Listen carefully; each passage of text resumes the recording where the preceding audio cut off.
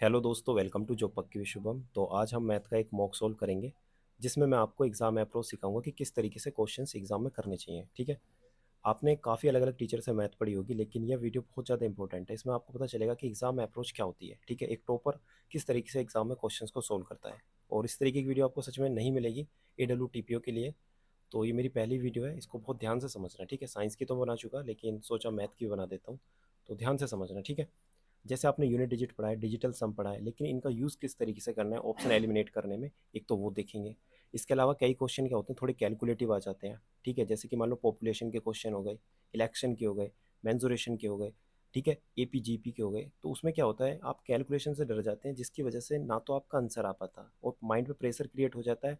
और जो easy question है वो भी गलत होते हैं, यानी कि सिली मिस्टेक होने के चांसेस ज़्यादा होते हैं।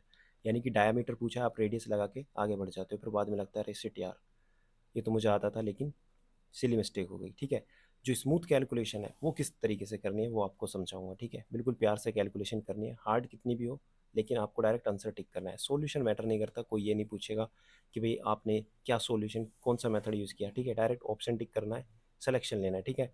इसके अलावा ऑब्जर्वेशन, कुछ क्वेश्चन ऐसे हैं जो लास्ट लाइन पढ़ के ही आप उसका आंसर ला सकते हैं, यानी कि पूरा सॉल्यूशन नहीं करना होता। ठीक है, टाइम बचाना है। तो ऑब्जर्वेशन से क्वेश्चन कैसे करते हैं वो भी सिखाऊंगा। ठीक है, पूरी वीडियो देखना। 25 क्वेश्चन है, प्रीवियस ईयर क्वेश्चन है। अपनी तरफ से कोई भी एक क्वेश्चन ऐड नहीं किया।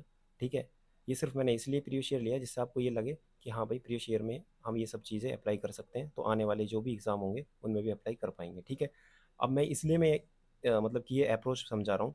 इन फ्यूचर अगर एडिक्यूटी एग्ज़ाम लेते हैं, क्वेश्चन पेपर थोड़ा लेवल अप होता है, तो आप ऐसा फील ना करें कि भाई यार ये तो कैलकुलेटिव आ गया या इस तरीके से आ गया, मेरे पास टाइम नहीं बच रहा है, मैं आंसर गलत कर रहा हूँ। ठीक है।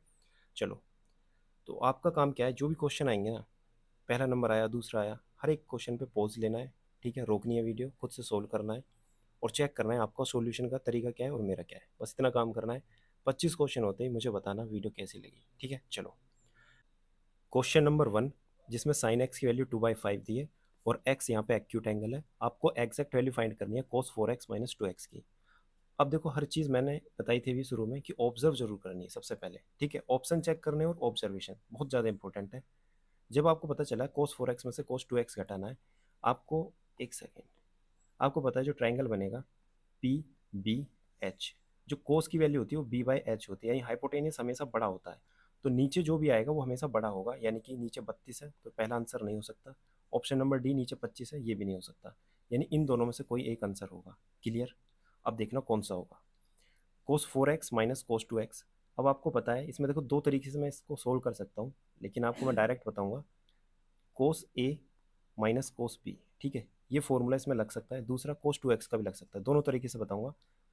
अब क्या करना है आपको, कोस ए माइनस कोस बी का फॉर्मूला होता है 2 sin A+B/2। तो A+B क्या है यहाँ पे, 4x और 2x, तो आ जाएगा 3x। और दूसरा होगा sin A-B/2, यानी कि 4x - 2x/2, यानी कि sin x। क्लियर। अब यहाँ पे जो sin x है इसकी वैल्यू क्या है, 2/5। तो कहीं ना कहीं 2/5 यहाँ पे आएगी। ऊपर जो 2 है इसका मतलब ये है कि जो आंसर आएगा वो हमेशा 2 का मल्टीपल होगा। 2 का मल्टीपल सिर्फ यहाँ पे है, यानी कि ये 2 का मल्टीपल नहीं है, लास्ट में क्या है 7। तो ऑप्शन नंबर बी करेक्ट हो जाएगा। इतना सा काम करना है। अगर आपको लगता है कि नहीं मैं पूरा सोल्व करूँगा, तो दूसरा तरीका आपको मैं बताता हूँ, उस तरीके से भी आप कर सकते हैं। ठीक है, लेकिन मैं कह रहा हूँ कि ऑब्जर्वेशन से क्वेश्चन करने हैं, बहुत फास्ट करोगे और टाइम बचेगा, दिमाग भी कम लगेगा और टेंशन भी कम होगी। ठीक है, चलो। जैसे मान लो, एक सेकेंड इसको मिटा देते हैं। जैसे मान लो आपने कोस 4x देखा और कोस 2x देखा, आपके माइंड में नहीं आया कि भाई कोस A-B का मुझे फॉर्मूला याद नहीं है, लेकिन आपको कोस 2x का फॉर्मूला याद होना चाहिए, जो कि बेसिक फॉर्मूला है। तो इसका फॉर्मूला क्या होता है, cos square x minus sine square x. ठीक है, 1 - 2 sin स्क्वायर एक्स। एक सेकेंड। 2 cos स्क्वायर एक्स - 1, ये फॉर्मूले होते हैं। ठीक है, आपको वैल्यू फाइंड करनी है पहले कोस 2x की। तो आपको वैल्यू गिवन है साइन की। ठीक है, साइन एक्स की वैल्यू क्या है, 2/5। तो आप ये वाला फॉर्मूला यूज़ करेंगे। ठीक है, तो आपको क्या करना है, 1 - 2 sin square x. Sine square x मतलब साइन की वैल्यू क्या हो जाएगी स्क्वायर करने के बाद, 2 × 2 = 4 और नीचे 25, ये 8 हो जाएगा। और 25 में से 8 जाएंगे, क्या आएगा 17 और नीचे 25। क्लियर। कोस 2x की वैल्यू आ गई 25। इसी तरीके से आपको क्या निकालनी है, कोस 4x की वैल्यू निकालनी है। अब आपको ये फॉर्मूला लगाना है। ठीक है, क्योंकि आपके पास अब कोस 2x की वैल्यू है। तो 2 cos² 2x ठीक है, -1 इस तरीके से लगाना है, यानी 2। तो यहाँ पे क्या होगा, 17 और 25 का स्क्वायर होगा, 17 289, 25 का स्क्वायर 625 और फिर -1। आ गया समझ? तो cos 4x और cos 2x का इनका डिफरेंस बताना है। तो इसी में माइनस कर देता हूँ क्या, cos 2x की वैल्यू यहाँ पे, ठीक है, ज़्यादा नहीं लिख रहा, 17/25 लिख दिया। तो इधर भी मैं 25 की मल्टीप्लाई कर दूंगा, ऊपर भी मल्टीप्लाई कर दूंगा, क्योंकि नीचे 625 सबसे बड़ा है। और इसी तरीके से यहाँ भी 625 और यहाँ भी 625। इतना आया समझ में? सोल्व नहीं करना, बस ध्यान से समझना। अब 2 9 जा 18 और 5 5 10, जैसे मान लो 7 5 35, यानी 5 आएगा लास्ट में, यूनिट डिजिट से करना है सोल्व। तो एक सेकंड, नीचे 625 आएगा, ये तो आपको पता चल गया। ऑप्शन नंबर, ये भी कट, ये भी कट, नीचे नहीं है, इन दोनों में से एक आंसर होगा। अब आपको यूनिट डिजिट चेक करने, 9 2 जा 18 माइनस, और ये 5 माइनस का, और 7 5 जा 35, ये भी माइनस का, माइनस माइनस 10, ठीक है, 8 में से 10 जाएंगे तो माइनस का 2 बचेगा, जो कि ऑप्शन नंबर बी में है। तो इस तरीके से भी आप कर सकते हैं। क्लियर? पूरा सोल्व नहीं करना कि इसकी मल्टीप्लाई भी करूँगा, ये माइनस करूँगा, इसकी मल्टीप्लाई नहीं करना, आंसर लाना है, ठीक है। ऑप्शन इस तरीके से ही बने होते हैं एग्जाम में कि ऑप्शन एलिमिनेट कर पाओ। अब आते हैं नेक्स्ट क्वेश्चन पे। A company offer the following, यानी कि डिस्काउंट दिए हैं, ठीक है, 3 तरीके से। Which offer is the best for the customer. देखो इस तरीके से अगर क्वेश्चन आता है ना, तो आपको डिफरेंस चेक करना है, ठीक है, बहुत ही आसान है। पहले तो एक बार आपको एक और चीज़ समझा देता हूँ। 25 5 30, 20 और 10 30, 22 और 8 30, यानी सम भी बराबर होना चाहिए, यानी सभी का सम क्या है 30। तो जिसका डिफरेंस ज़्यादा होगा उसी को ज़्यादा डिस्काउंट मिलेगा। तो डिफरेंस देखो, 25 में से 5 गए 20, और 20 में से 10 गए, कितना बचा 10, 22 में से 8 गया, कितना बचा 14। तो सबसे ज़्यादा डिफरेंस किसका है, पहले नंबर का, यानी ऑप्शन नंबर डी करेक्ट हो जाएगा, ठीक है। इसी को सबसे ज़्यादा डिस्काउंट मिलेगा। इतना करना है, पूरा सोल्व नहीं करना, और याद रखना, इसको नोट कर लेना, इस तरीके के क्वेश्चन आएंगे। अब आते हैं नेक्स्ट क्वेश्चन पे। If the radii of two circle 8 centimeter and 6 centimeter and the length of transverse common tangent is 14, then the distance between two center। यानी ये कहना चाह रहा है, एक सर्किल ये है और एक ये है, दो हो गए, तो इसके बीच में से ट्रांसवर्स कॉमन टेंजेंट है, इसकी लेंथ बतानी है, ठीक है। तो डायग्राम नहीं बना रहा, डायरेक्ट फॉर्मूले से कर देंगे। तो फॉर्मूला क्या होता है, T square equal to D square minus R1 plus R2 का स्क्वायर। क्लियर? तो हमें डी निकालना है। ट्रांसवर्स कॉमन टेंजेंट की लेंथ कितनी दे रखी है, 14 सेंटीमीटर, यानी 14 का स्क्वायर, 196 लिखने की जरूरत नहीं है। R1 प्लस R2 यानी कि 6 और 8 दोनों को जोड़ेंगे, कितना हो जाएगा 14, इसका स्क्वायर। ये 14 इधर आ जाएगा, तो यहाँ पे क्या हो जाएगा 2 14 का स्क्वायर, डी स्क्वायर हो जाएगा, और यहाँ पे से स्क्वायर हट जाएगा 14, और इधर अंडर रूट 2 आ जाएगा, और डी की वैल्यू क्या आ जाएगी 14 under root 2। Option number D correct. काफ़ी इजी क्वेश्चन है और बहुत ही इंपॉर्टेंट फॉर्मूला है, इसको याद कर लेना, ठीक है। इसके 3 4 फॉर्मूले, तीनों चारों याद कर लेना, काफ़ी इंपॉर्टेंट है। कभी डायरेक्ट कॉमन टेंजेंट पूछे जाएगा, कभी ट्रांसवर्स कॉमन टेंजेंट, कभी दोनों की रेडियस का गैप होगा, कभी डिस्टेंस ज़्यादा दूर रहेगा, ठीक है। नंबर ऑफ कॉमन टेंजेंट भी पूछ सकते हैं, कितने बनेंगे, ठीक है, मतलब टेंजेंट कितने बन सकते हैं। तो इस कॉन्सेप्ट को थोड़ा क्लियर कर लेना। नेक्स्ट क्वेश्चन देखो, काफ़ी ईजी है। इसका मतलब है 1/10 इज इक्वल टू 1/3, यानी 10 की पावर x की वैल्यू क्या दे रखी है 3, तो 10 की पावर x का स्क्वायर की वैल्यू बतानी है। ये जो है ना, इसको हम लिख सकते हैं 10 की पावर x का स्क्वायर, यानी कि हमें 3 का स्क्वायर करना है, 9 आएगा। ऑप्शन नंबर बी करेक्ट, ठीक है। इसी तरीके से आपको क्वेश्चन सोल्व करने, जो इजी है उस पर टाइम वेस्ट नहीं करना। अब देखो ऑब्जर्वेशन वाले जितने भी क्वेश्चन है, जैसे पहला हो गया, ठीक है, वो आपको ऐसा नहीं है कि डायरेक्ट समझ में आ जाएगा, जैसे मैंने आज बता दिया, ये आपको प्रैक्टिस से ही आएगा, ठीक है। ऑब्जर्वेशन आपकी प्रैक्टिस से ही है। क्लियर? अब इसको पढ़ते हैं चोर पुलिस। चोर पुलिस वाले में देखो कई बार क्या होता है, किलोमीटर से मीटर सेकंड कन्वर्ट ना करने की वजह से हमारे सिली मिस्टेक होने के चांसेस ज़्यादा होते हैं, तो इस चीज़ पे ध्यान देना जरूर, ठीक है। A police chases a thief who is 1800 meter ahead of him. If the policeman and the thief run at the speed of 12 km per hour, 9 km per hour, how much distance will cover from the point seen by a thief before he is caught by the police। देखो ये कहना क्या चाह रहा है, उस बात पे आते हैं, ठीक है। ये मान लो यहाँ पे पुलिस है और यहाँ पे चोर है, ठीक है। पुलिस की जो स्पीड है वो 12 है, चोर की स्पीड है 9, ठीक है, किलोमीटर पर आ रहा है। दोनों के बीच की दूरी है 1800 मीटर। ये पूछना चाह रहा है कि चोर मान लो यहाँ पे पकड़ा गया, तो पकड़े जाने से पहले ही कितना भागा, कितना डिस्टेंस उसने चला, ये बताना है। तो डिस्टेंस कैसे पता चलेगा, डिस्टेंस का फॉर्मूला बताओ पहले तो। डिस्टेंस का फॉर्मूला होता है स्पीड इंटू टाइम। तो डिस्टेंस किसका बताना है, चोर का, ठीक है। तो जब चोर का डिस्टेंस बताना है, तो चोर की स्पीड पता होनी चाहिए 9, और टाइम पता होना चाहिए कितनी देर में वो पकड़ा गया। तो कुल मिला के इसी से आंसर आ जाएगा, ज़्यादा मेहनत नहीं करनी। क्यों? क्योंकि 9 का मल्टीपल होगा डिस्टेंस। ऑप्शन चेक कर लो, 9 से कौन सा डिवाइड हो रहा है। 6 5 11, ये नहीं डिवाइड होगा।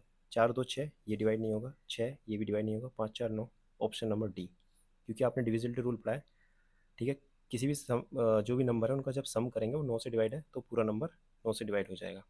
लेकिन आपको लग रहा है कि नहीं मैं तो पूरा सोल्व करूँगा, तो पूरा सोल्व करने के लिए 1800 डिवाइड बाय 12 में से 9 गए, कितना बचा 3। लेकिन नीचे 3 किलोमीटर पर आ रहा है, ऊपर क्या है 1800 मीटर, तो मैंने कहा था चेंज करना है, नहीं तो काफ़ी लोग इसको 600 लिखेंगे।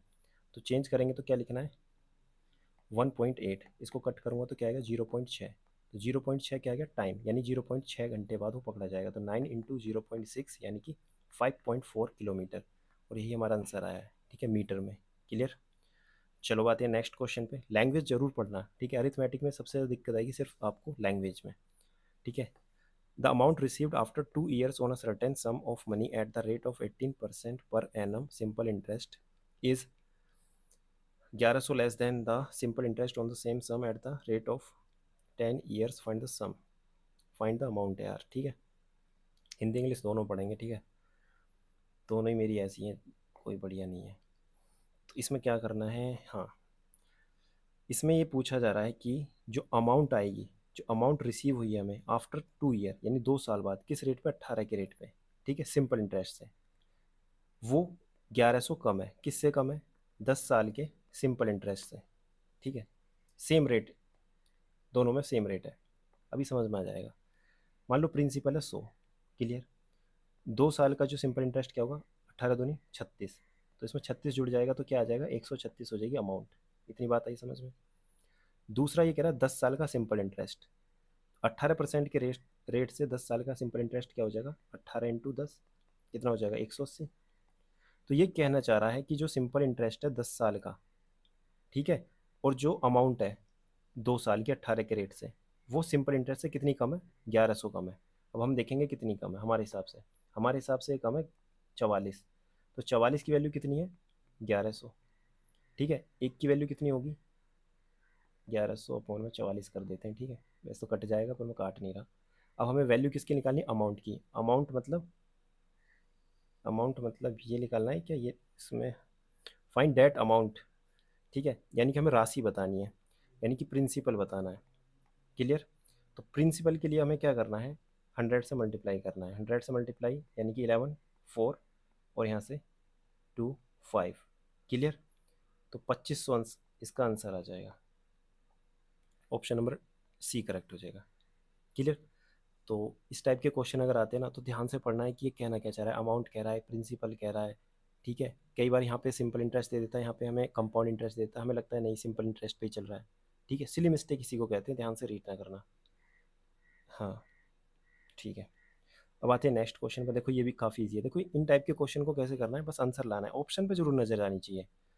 यहाँ पे क्या हो रहा है, ये ए स्क्वायर है, ये बी स्क्वायर है, ये ए प्लस बी है, इसका मतलब ए माइनस बी आ गया, ए माइनस बी, ए यहाँ पे क्या होगा 2 और बी यहाँ पे क्या होगा 3, यानी 2 में से 3 जाएगा, माइनस का 1 समथिंग बचेगा, तो ऑप्शन नंबर बी करेक्ट। पूरा माइनस नहीं करना क्योंकि यहाँ पे आपको पता है माइनस में सिर्फ ये दो आंसर है, ये तो प्लस तो हो ही नहीं सकते, प्लस में ये भी नहीं आएगा क्योंकि छोटे में से बड़ा घटेगा तो माइनस का आएगा, और 3 तो आ ही नहीं सकता, ठीक है। तो जरूरी नहीं है कि पूरा ही माइनस करो, 2.3 1.8 ऐसा नहीं करना। अब आते हैं नेक्स्ट क्वेश्चन पे। नेक्स्ट क्वेश्चन में क्या है, when the price of an item was reduce by 20% its sale increase by 80%।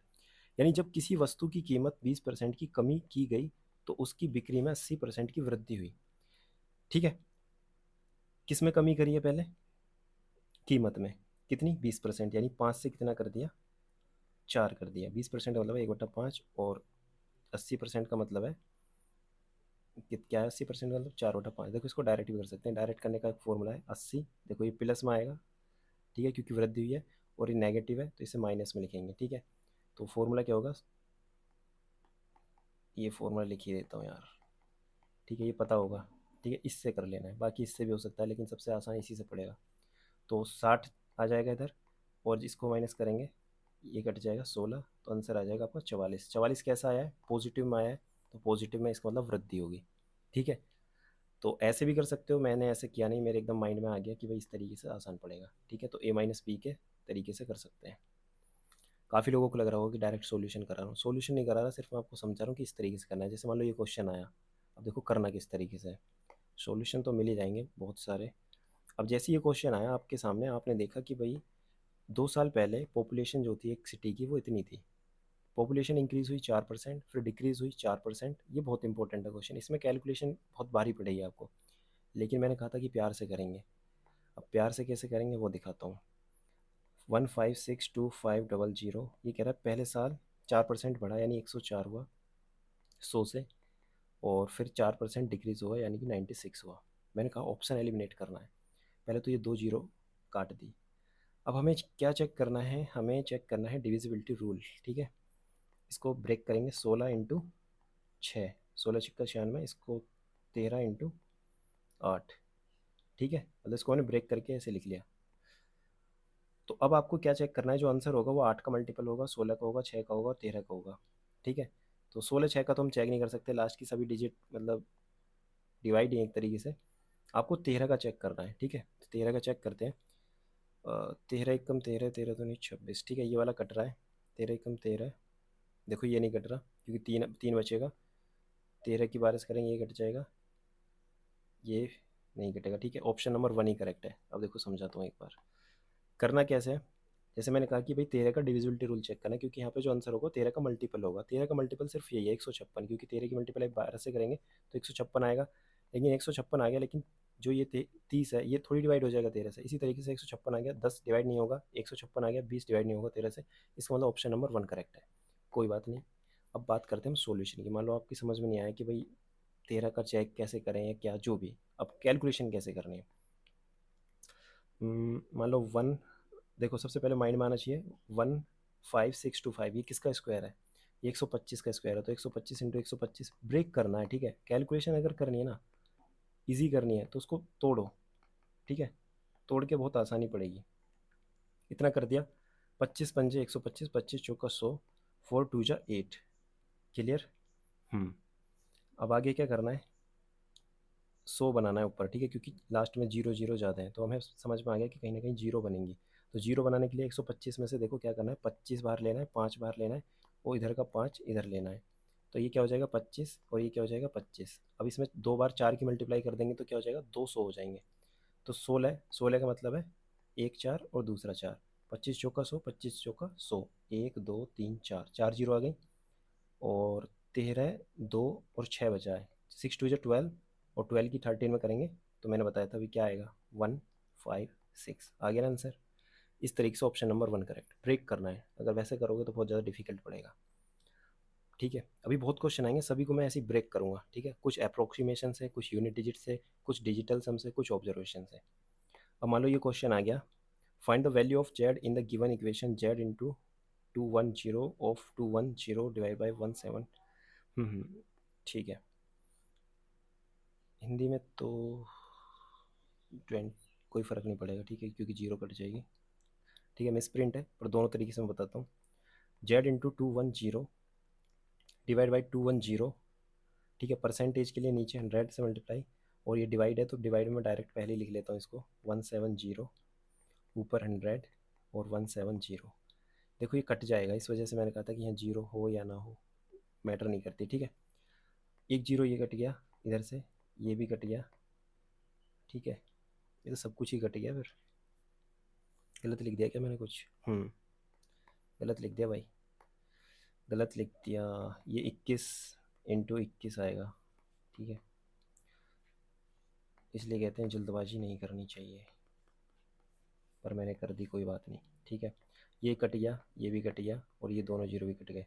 तो जेड इंटू क्या आ गया 21 का स्क्वायर और नीचे 17 का स्क्वायर इज इक्वल टू में क्या है 30 50, 30 50 डिवाइड बाई जेड।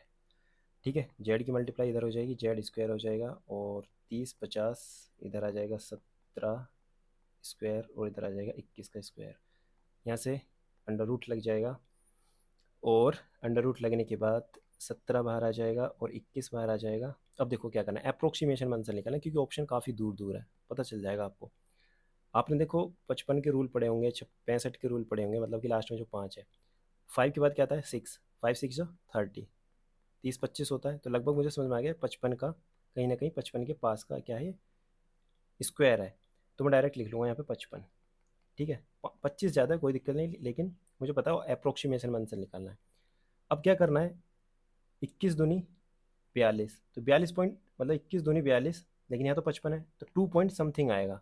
लेकिन 17 की मल्टीप्लाई भी होगी, 17 दूनी 34 पॉइंट समथिंग, यानी बहुत बड़ा आएगा, 34 से बड़ा ही आएगा। तो यहाँ पे तो 33 है, 22 है, 18 है, तो इसका मतलब ये समझ में आ गया भाई 33 से यानी 34 से बड़ा आएगा, 34 से बड़ा सिर्फ बी ऑप्शन है।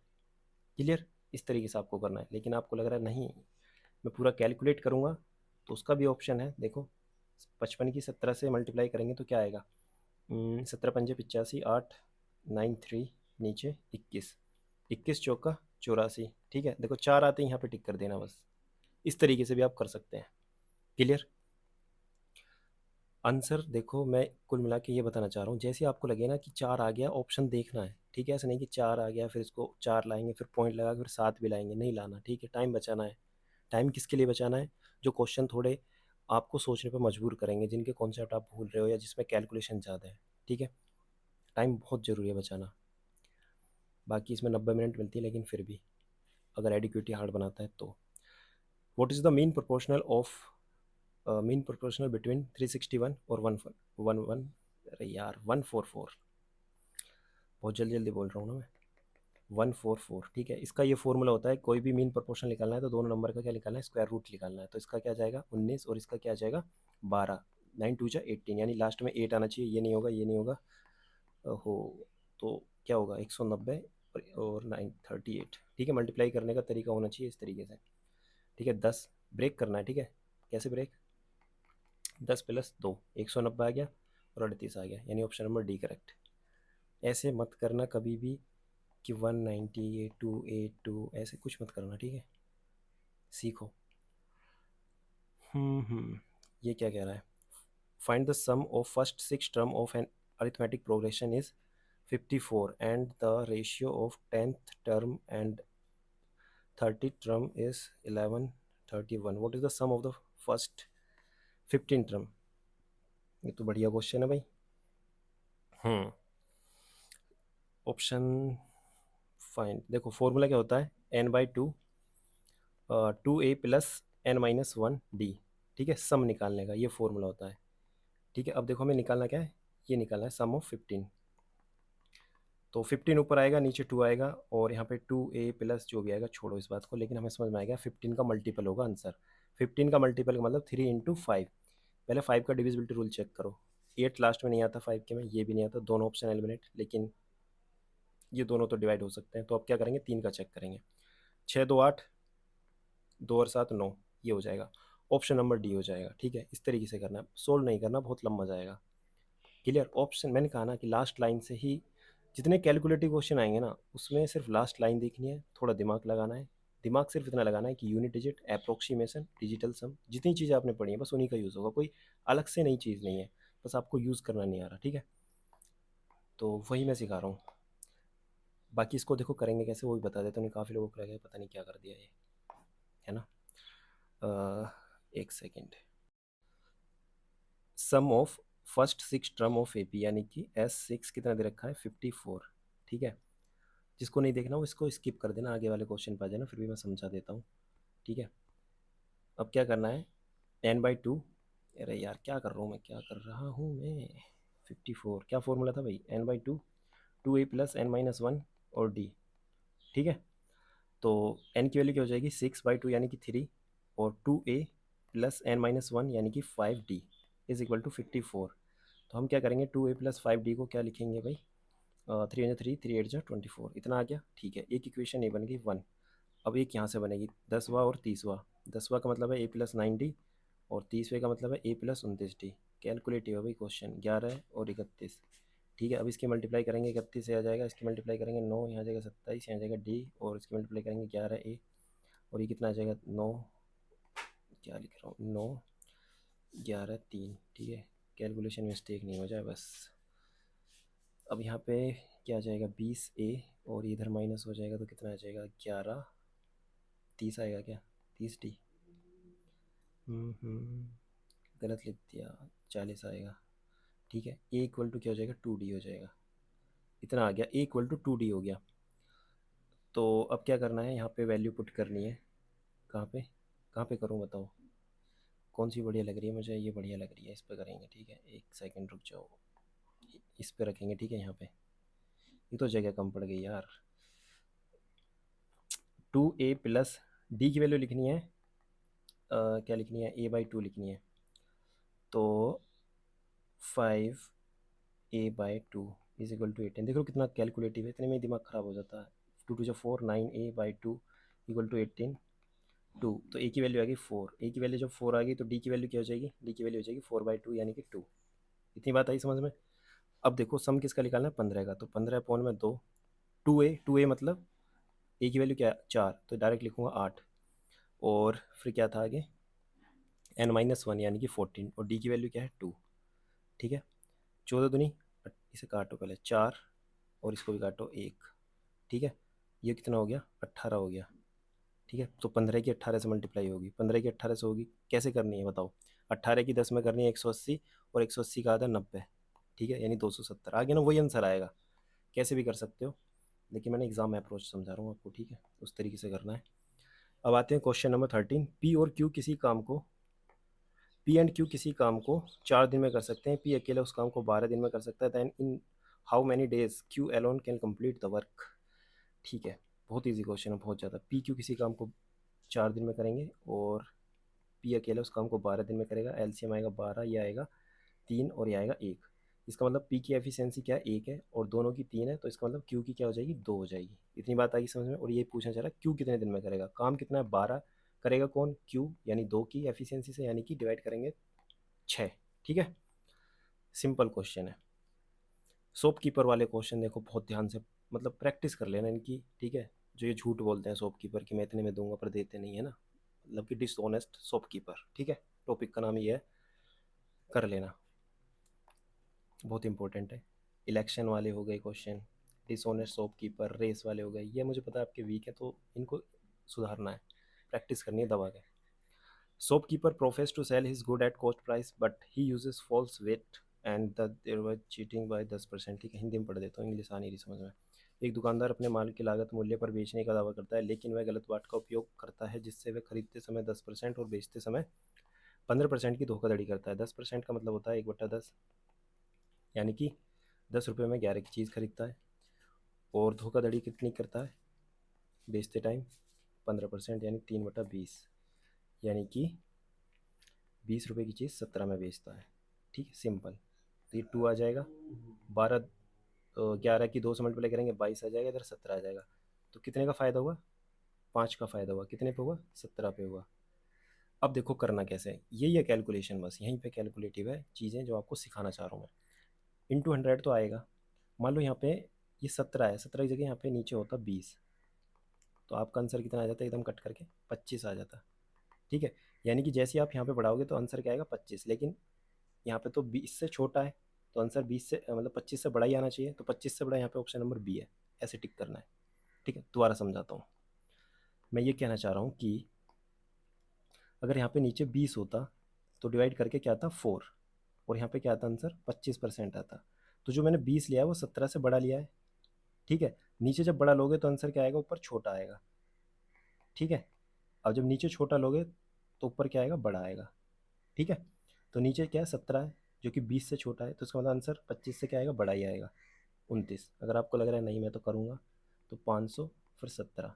ठीक है, 17 दूनी 34, फिर आएगा 16, और 17 निम्मा, ये होता है ना। बस ख़त्म कहानी, पर 9 आते ही खुश हो जाना है, बी पे टिक कर देना है। ठीक है, अब आते हैं नेक्स्ट क्वेश्चन पे। नेक्स्ट क्वेश्चन में देखो, एक क्रिकेटर है, एक cricketer scored an average of 43 run in 10 innings, how many runs does he have to score in next innings so that his average increase by 3। ठीक है, देखो इनिंग से क्वेश्चन आता है उसमें, नाउन में, इंग्लिश में। ठीक है, ये चीज़ माइंड में हिट करनी चाहिए, जो चीज़ पढ़ रहे हो रिलेट करनी है। तो ये क्या कहना चाह रहा है, एक खिलाड़ी है जो कि 10 पारी में कितने रन बनाता है, 43 रन बनाता है। अगली पारी में पता नहीं कितने रन बनाता है, लेकिन 11 पारी जैसी खेलता है ना, वो 46 हो जाता है एवरेज, यानी 3 बढ़ जाता है। तो आपको ये बताना है कि टोटल उसने 11वीं पारी में कितने रन बनाए। तो 11वीं पारी में उसका एवरेज कितना बढ़ा, 3, यानी 46 हो गया। तो सिर्फ 46 जो हुआ, जो 3 बढ़ा, सिर्फ यहीं थोड़ी बढ़ा है, इन 10 में भी तो बढ़ा है, यानी कि इंटू 3। ठीक है, यानी 30 और बढ़ा है। तो टोटल उसका कितना हो गया, 30 और 46, 76। Option number B correct. इस तरीके से करना है। अब आते हैं next question, question number 16। What will be the length of the transverse common tangent. देखो आ गया ना रिपीट क्वेश्चन, एक ही शिफ्ट में दो क्वेश्चन अगर इस फॉर्मूले के आ रहे हैं तो बताओ कितना इंपॉर्टेंट है। तो इसको खुद करोगे या मैं करके दिखाऊं? चलो कर ही देता हूँ। क्या करना है इसमें, transverse common tangent of two circle radius R1 R2 दे रखी है, डिस्टेंस अब की बार दे रखा है ये, यानी अब की बार टी निकालना है। टी स्क्वायर इक्वल टू क्या था, D square minus R1 plus R2 का स्क्वायर।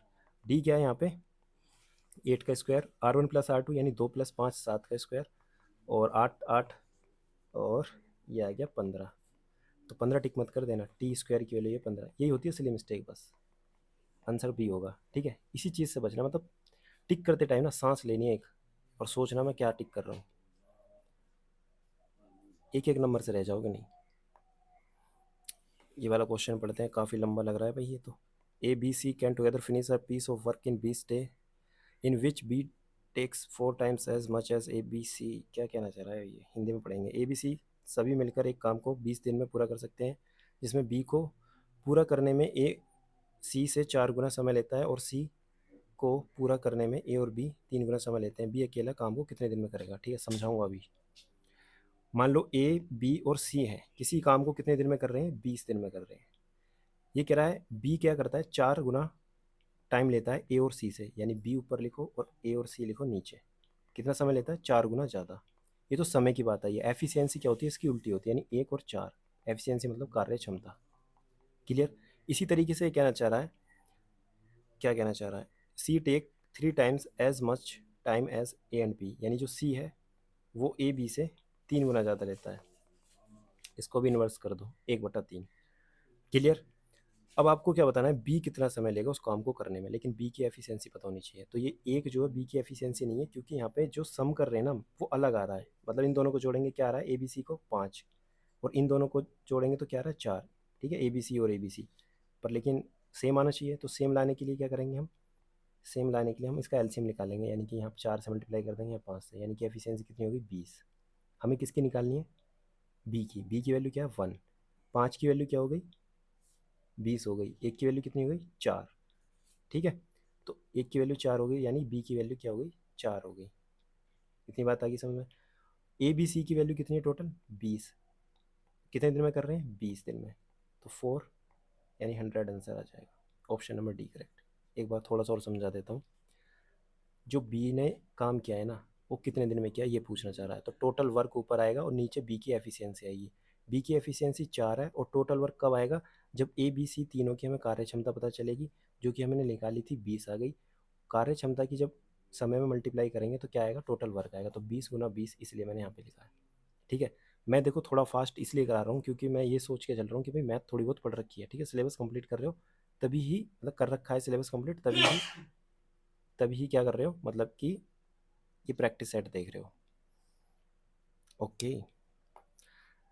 दूसरा, मैंने अभी फिर कहा था, जब भी कभी कैलकुलेटिव क्वेश्चन आएगा ना ब्रेक करना है, ठीक है, तोड़ना है उसे। जैसे कि ये आ गया, इसमें देखो यूनिट डिजिट नहीं लगा सकते, 7 7 7। ठीक है, और डिजिटल सम हम लगाएंगे नहीं। तो 15 + 3/4 लिखेंगे, -6 - 4/5 लिखेंगे, फिर 4 प्लस, देखो 25 को हम 3 से डिवाइड करेंगे तो 5 कितना आएगा, 8 + 1/3। ठीक है, डिवाइड कर सकते हैं। 8 4 12, 12 और 15 27, 27 में से 6 जाएगा, क्या बचेगा 21, 21 यहाँ पे लिख दिया। अब क्या बचा 3/4। अब फ्रैक्शन वैल्यू के एक साथ लिखेंगे। एलसीएम जो आएगा क्या आएगा 60, 60 आ गया, और डिवाइड करेंगे 4 15 45 48 20। ठीक है, प्लस 21, इसकी इसमें मल्टीप्लाई करेंगे, 6 दूनी 12, 60, 45 में से 48 गए, माइनस का 3 और प्लस का 20 डिवाइड बाई 60। इसमें से जाएंगे क्या बचेगा 17। तो 1260 में 17 जोड़ेंगे तो 1277 आएगा, ऑप्शन नंबर डी। ठीक है, इस तरीके से करना है। अगर आप डायरेक्ट ऐसे करोगे 15 चौका 60, 63/4। ठीक है, फिर जब जब आप कैलकुलेशन करोगे ना तो 15 की मल्टीप्लाई फिर 63 में करनी पड़ेगी, बहुत लेंथी पड़ जाएगा, इसलिए ब्रेक करना है। ठीक है, आसान बनाना है, नंबर छोटे रखने हैं। ठीक है, दिल छोटा नहीं रखना, बस नंबर छोटे रखने हैं। और अब आते हैं नेक्स्ट क्वेश्चन पे। अरे यार,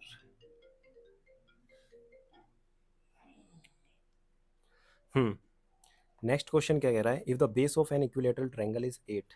ठीक है, मान लो एक इक्विलेटरल ट्रायंगल है, ठीक है, बनाने की जरूरत नहीं है। इक्विलेटरल ट्रायंगल होता है जिसकी तीनों साइड बड़ी कह रहा हूँ, बराबर होती हैं। ठीक है, तो इसका फॉर्मूला क्या होता है, √3/4 ए का स्क्वायर। ए मतलब साइड, तो √3/4 ए मतलब 8 × 8, ये कट जाएगा, 8×2 = 16, 16 √3, यानी ऑप्शन नंबर बी। ठीक है, नेक्स्ट क्वेश्चन देखो, थ्योरम याद है तो हो जाएगा, नहीं तो नहीं होगा। थ्योरम क्या है, इस तरीके से है, मुझे जहाँ तक है वही थ्योरम लगेगी, पर पढ़ लेता हूँ क्वेश्चन क्या है। Find the value of x in the given following diagram. ठीक है, कोड सेंटर AB x। ठीक है, देखो फिक्स है यार, इस टाइप के अगर क्वेश्चन आएंगे ना, एक तो मतलब इस तरीके से आ जाएगा, ऐसे टेंजेंट वाला फॉर्मूला लगेगा कि टी है ये, ठीक है, ये ए हो गया, ये बी हो गया। ठीक है, तो टी का square equal to A B, ये पता होनी चाहिए, बेसिक फॉर्मूले हैं, तो मतलब ये तो गलत होनी नहीं चाहिए। कोई हाई लेवल का आ जाए, सेंट्रोइड वेंट्रोइड का क्वेश्चन तो बात अलग है, लेकिन बेसिक क्वेश्चन गलत नहीं होने चाहिए। इसमें क्या होगा, ये फॉर्मूला है, इसकी यहाँ से मल्टीप्लाई और यहाँ से मल्टीप्लाई और इसकी यहाँ से मल्टीप्लाई और यहाँ से, ये दोनों क्या होंगी, बराबर होंगी, यानी कुल मिला के A plus B is equal to C और सी प्लस डी। क्लियर, एक बार और समझाता हूँ अच्छे से, यानी यहाँ से लेके यहाँ तक, ठीक है, और फिर यहाँ से लेके यहाँ तक, इन दोनों की मल्टीप्लाई इज इक्वल टू यहाँ से लेके यहाँ तक मल्टीप्लाई यहाँ से लेके यहाँ तक। ठीक है, ये लिखा है मैंने। अब क्या करना है, जो इन्होंने दिया है बस वो लिखना है। ए और बी की वैल्यू एक्स है, तो यहाँ पे एक्स लिखना है, ये भी एक्स है, ये भी एक्स है, तो 2x हो जाएगा।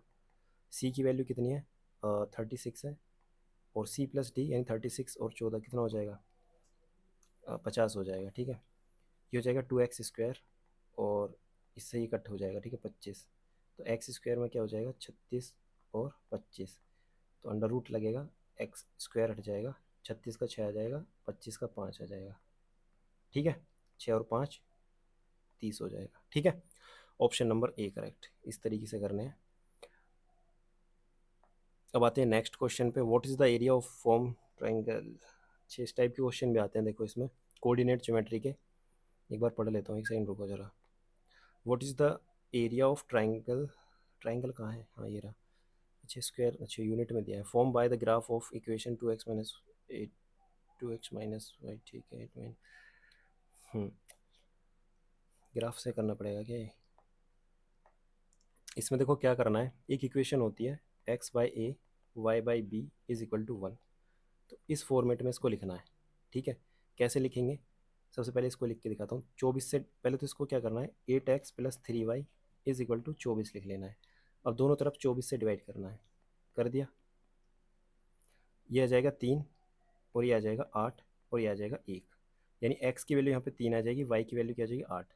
यानी क्या बनाऊंगा मैं ग्राफ, इस तरीके से, दोनों पॉजिटिव आई हैं, तो यानी क्या हो जाएगा 3 0, और ये हो जाएगा 0 8। ठीक है, डायरेक्ट वैल्यू आ जाएगी आपकी आंखों के सामने। इसी तरीके से ये भी करना है, यहाँ पे करता हूँ, यहाँ पे नहीं, इसको यहाँ पे करूँगा। 2x - y is equal to -8, तो -8 से डिवाइड करेंगे, क्योंकि हमें राइट साइड क्या करना है, 1 लाना है। ठीक है, इस फॉर्मेट में लिखना है, ये पढ़ा होगा देखो कोऑर्डिनेट ज्योमेट्री में, जिसने नहीं पढ़ा पढ़ लेना। -4 आ जाएगा, और ये कट जाएगा, ये 8 आ जाएगा, और ये 1 आ जाएगा, यानी कि -4 और 8, यानी अब की बार जो आई है वो भी y की वैल्यू 8 आई, यानी सेम यहीं से लाइन जाएगी इस तरीके से, और ये -4, 0 और 0, 8 यहाँ पे आ गया, ये ट्राइंगल बन गया। तीसरी लाइन का मतलब y = 0, यानी कि ये x वाली लाइन, ये बन गया ट्राइंगल। इसका एरिया बताना है। अब एरिया बताना है, एरिया का फॉर्मूला सिंपल सा आपको पता है, क्या है, half into base into height, तो -4 इधर से, -4 इधर, और +3 इधर, यानी कितना हो गया, 4 और 3 7, बेस इतना हो गया। हाइट कितनी है, जो कि y एक्सिस पे है, यानी कि 8, 8 हो गया, 2 4 जा 8, 7 4 जा 28। इस तरीके से करने हैं। बाकी दूसरा तरीका ये भी है कि वैल्यू पुट करके, मतलब वैल्यू भी निकाल सकते हो डायरेक्ट, पर ये सबसे बेस्ट तरीका है। ठीक है, इस तरीके से करना, बेस्ट ही करा रहा हूँ मैं वैसे तो। ये वाला क्वेश्चन, ये भी एरिया वाला है क्या, एक सेकेंड रुको। Point of intersection of the graph of the equation 1 4 7x - 2 3y। तो भाई बहुत हैवी कौन कैलकुलेशन वाला है, इसको लास्ट में करेंगे। ठीक है, कराऊंगा जरूर, एक सेकंड बस ये पहले करा दो। ठीक है, इसको बैठ के करेंगे फिर। 23 वाला करते हैं पहले। 23 वाले में क्या करना है, a vessel in the form of hollow cylinder. देखो हाँ, जब कभी भी ना मेंसुरेशन के क्वेश्चन आए, कभी भी जिसमें पाई का यूज़ होगा, आंसर हमेशा क्या होगा, 11 का मल्टीपल होगा ये हमेशा, मतलब चांसेस अगर अप्रोक्सीमेशन में नहीं है, ठीक है। तो आप देखना, जैसे इसमें ये पूछा जा रहा है what is the internal surface area of vessel, यानी कि इंटरनल सरफेस एरिया पूछा है। तो इंटरनल सरफेस एरिया जो है सिलेंडर और हेमिस्फीयर दोनों को मिला के बनेगा, यानी दोनों में पाई आएगा कहीं ना कहीं बाहर, यानी जो आंसर होगा वो पाई का मल्टीपल होगा। पाई की वैल्यू होती है 22/7, तो 22 का मल्टीपल मतलब 11 का मल्टीपल। तो ऑप्शन में चेक कर लो कौन सा 11 का मल्टीपल है, अभी चेक करते हैं। एक में से 7 गया, -6 + 2 यानी -4 आ रहा है, ये नहीं होगा। -4 + 2 ये भी 11 से डिवाइड नहीं होगा। 7 7 0 +2 ये भी नहीं होगा। 5 में से 7 गए, -2 + 2 देखो 0, ये हो जाएगा। ऑप्शन नंबर बी करेक्ट, और यही इसका आंसर होगा 100%। बाकी मैं सोल्व करके दिखाता हूँ, ठीक है। आएंगे ऐसे क्वेश्चन, देखो ऐसे ही करने हैं, सही बता रहा हूँ मैं, ऐसा करोगे ना मज़ा आ जाएगा। कब करना है, जब अप्रोक्सीमेशन में आंसर ना हो, क्योंकि यहाँ पे कहीं पॉइंट में आंसर नहीं है कि भाई अप्रोक्सीमेट 2 डिजिट तक निकलना है, इसमें पूरा दे रखा है। इसमें क्या कह रहा है, एक बर्तन खोखले अर्धगोले पर लगे खोखले बेलन के रूप में है। अर्धगोला क्या होता है, हेमिस्फेयर। एक बर्तन खोखले अर्धगोले यानी कि ये होता है पर लगे खोखले बेलन, बेलन ये हो गया सिलेंडर, ठीक है। अर्धगोलिक का व्यास, अर्धगोला मतलब ये, इसका व्यास, व्यास मतलब क्या होता है, डायमीटर होता है ना, ठीक है, यानी कि 7 हो गया। मैं भी यार मैथ थोड़ा भूल रहा हूँ, मैं सोच रहा हूँ कि आपको मैथ के क्वेश्चन सोल्व कराऊँ तो मेरी मैथ की प्रैक्टिस छूटे ना, इस वजह से मैं मैथ के सेट लेके आ रहा हूँ। बाकी तो टारगेट सीरीज़ चल ही रही है, पर इससे मेरा भी फ़ायदा होगा, मेरी मैथ रिदम में रहेगी और आपको थोड़ी हेल्प हो जाएगी, ठीक है। अब बात करते हैं हम, और बर्तन की कुल ऊंचाई है 13 सेंटीमीटर, ठीक है। 13 का मतलब है यहाँ से लेके यहाँ तक, बर्तन पूरा यहाँ से यहाँ तक है, तो ये भी 7 होगा क्योंकि ये भी इसकी रेडियस है, 7 ये हो गया, तो ये कितनी हो जाएगी, 6 हो जाएगी। 7 6 13, क्लियर। अब आपको क्या निकालना है, इसका इंटरनल सरफेस। इंटरनल सरफेस का मतलब है कर्ड सरफेस ही निकालना है, इसका और इसका दोनों का कर्ड सरफेस एरिया जोड़ दो। इसका 2πr(h) हो जाएगा, और जो हेमिस्फेयर है उसका जो कर्ड सरफेस एरिया 2πr² हो जाएगा। 2πr बाहर आ जाएगा ब्रैकेट में, r+h बचेगा। तो 2 × पाई आर क्या है, 7 है, और इन दोनों को जोड़ूंगा तो r+h कितना हो जाएगा, r+h तो 13 ही हो जाएगा। 7 से 7 कट जाएगा, और 44 × 13, 3 4 12, 2 है क्या, सभी में 2, तो यूनिट डिजिट का काम नहीं होगा। देखो मैंने कहा ना 11 का मल्टीपल आएगा, ऑप्शन नंबर बी करेक्ट है, पर फिर भी 13 चौका 52, 5 आएगा और 7 आ जाएगा, ऑप्शन नंबर बी ही करेक्ट है, ठीक है। उसी तरीके से करना है, लेकिन मैंने फिर भी समझा दिया। अब आते हैं नेक्स्ट क्वेश्चन पे। नेक्स्ट क्वेश्चन में क्या करना है, कुछ नहीं करना, बस जोड़ना है, इसमें तो एवरेज निकालना है। तो what is the average of marks obtain by the students, average निकालना है, यानी इन सभी को जोड़ना है और 5 से डिवाइड कर देना है। तो इसमें क्या करना है, यूनिट डिजिट से चेक कर लेते हैं, सभी की यूनिट डिजिट अगर सेम नहीं है तो 5 है, 9 है, 8 है और 0 है। 8 9 और 2 क्या होगा, 11, 11 में 9 8 जोड़ेंगे 9, 9 में 6 जोड़ेंगे 5, 5 में 5 जोड़ेंगे 0, यानी ऊपर 0 आएगा, डिवाइड कर देंगे। तो आंसर क्या आना चाहिए, 5 की जिसमें मल्टीप्लाई करें 0 आ जाए। 5 की 5 में मल्टीप्लाई करेंगे 0 नहीं आएगा, 9 की 5 में करेंगे नहीं आएगा, 0 में करेंगे ये आ जाएगा, लेकिन 8 में करेंगे तो भी आएगा। इन दोनों में से एक आंसर होगा, तो अब क्या करेंगे, जोड़ेंगे, क्या करें भाई, गरीब आदमी है, जोड़ लेंगे, क्या दिक्कत है, ठीक है। 92 और 78, 92 और 78 इन दोनों का कॉम्बिनेशन बनेगा और इन दोनों का कॉम्बिनेशन बनेगा, ठीक है। इसे 8 दे दूंगा तो क्या हो जाएगा, 170 हो जाएगा। इसको मैं 1 दे दूंगा तो ये क्या हो जाएगा, 90 हो जाएगा। यहाँ बचेगा 55, 55 और 85 कितना होगा, 15, 140 हो जाएगा ना, 140 हो जाएगा। तो 170, 140 हो जाएगा, 310, और ये 90 आ जाएगा इधर, तो टोटल हो जाएगा 400।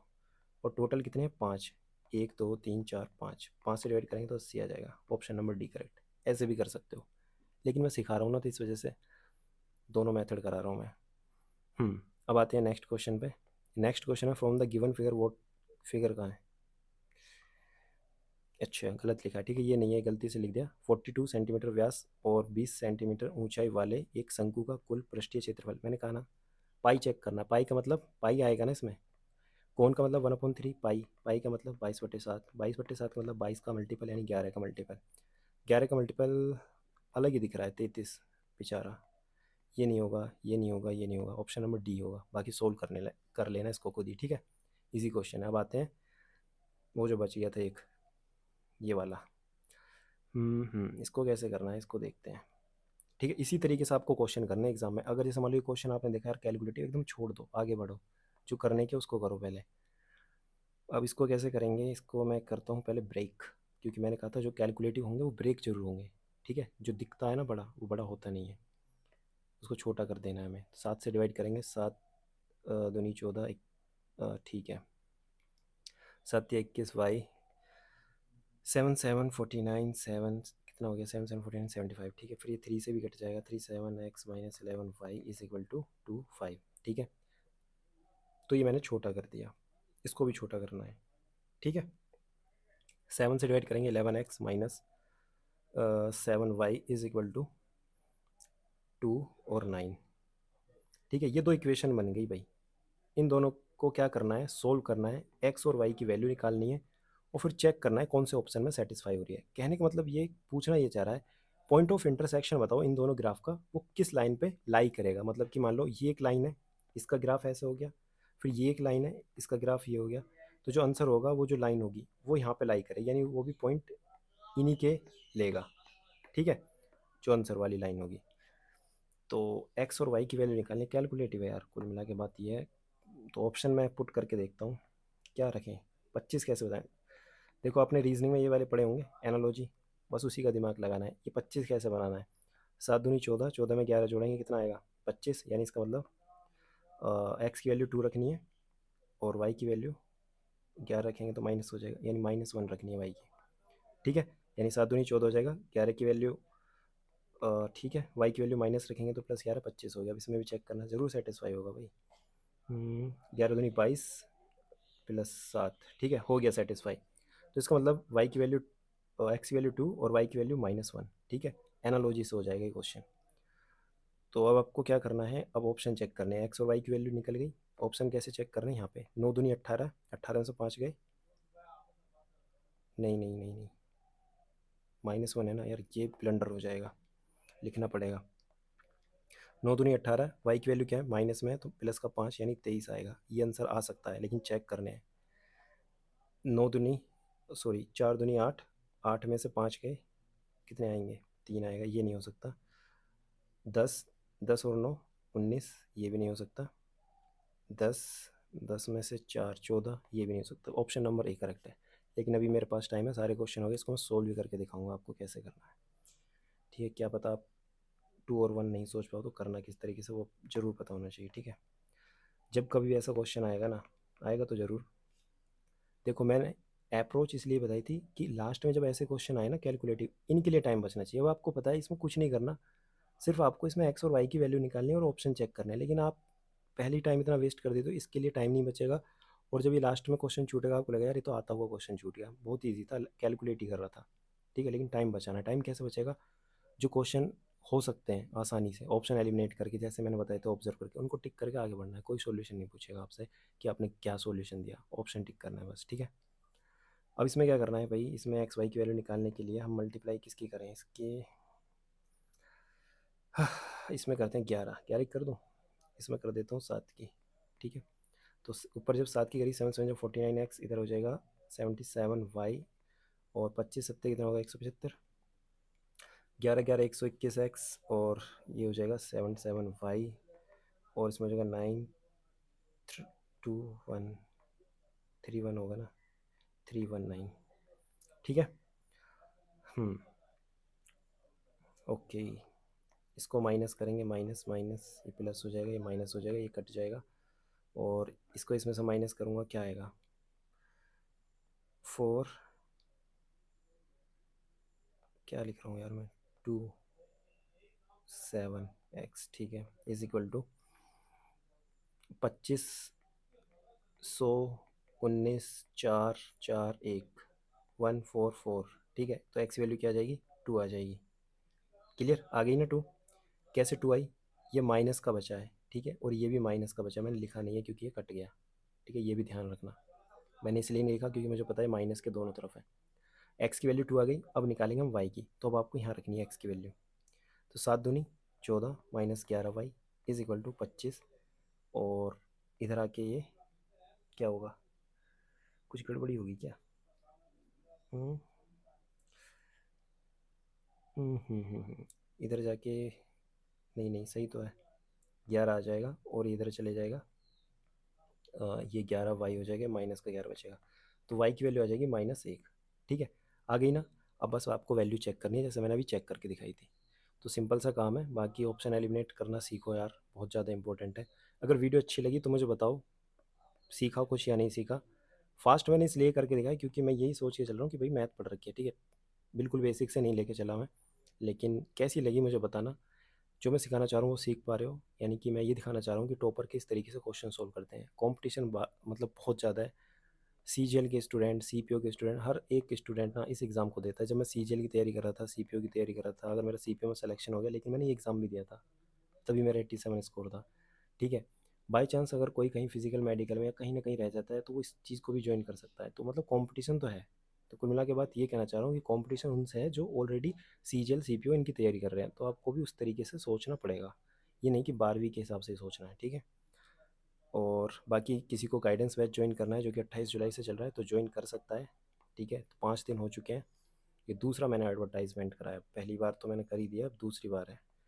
तो इसको ज्वाइन कर लेना, अपने दोस्तों को भेज लेना, भेज देना मतलब, जिसको ज्वाइन करना है। ज्वाइन करने का प्रोसेस है, स्कैन करना है क्यूआर कोड, पे करना है 29, सेंड करना है स्क्रीनशॉट व्हाट्सअप नंबर पर, अपना रोल नंबर लेना है, ग्रुप ज्वाइन करना है, जिसमें मैं आपको टारगेट दूंगा। ठीक है, टारगेट दूंगा, काम आपका है पढ़ने का, मैं आपको गाइड करूँगा, मैं आपको बताऊँगा कैसे कम टाइम में आपको ज़्यादा चीज़ें गेन करनी है। ठीक है, बाकी thank you so much for watching this video, मिलते हैं नेक्स्ट वीडियो में। मुझे कमेंट करके बताना नेक्स्ट वीडियो किस टॉपिक पे हो। ठीक है, चलो बाय।